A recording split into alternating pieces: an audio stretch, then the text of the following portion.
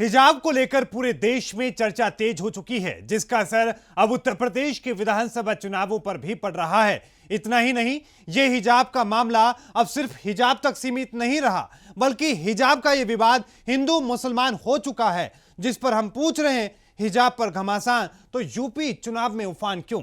चुनाव में हिजाब पर तनाव खिलाएगा गुल, देखिए रिपोर्ट।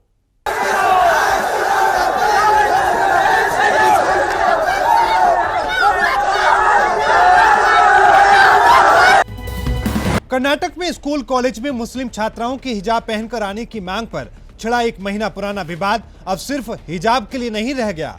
हिजाब की पहनने की लड़ाई अब हिंदू बनाम मुसलमान बन चुकी है।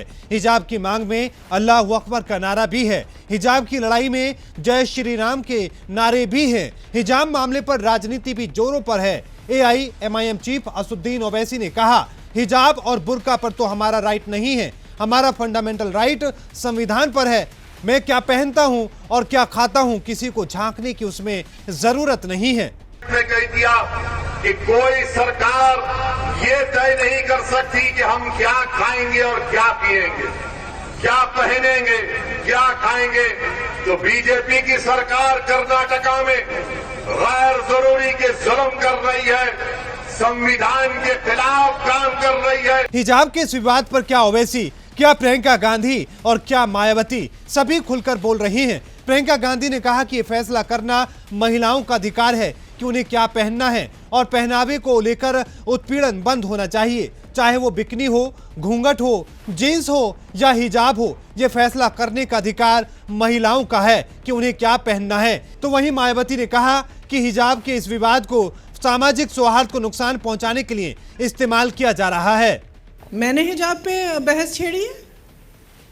देखिए, एक महिला का अधिकार है, वो बिकिनी पहनना चाहे, वो हिजाब पहनना चाहे, वो घूंघट लगाना चाहे, वह साड़ी पहनना चाहे, वह जीन्स पहनना चाहे।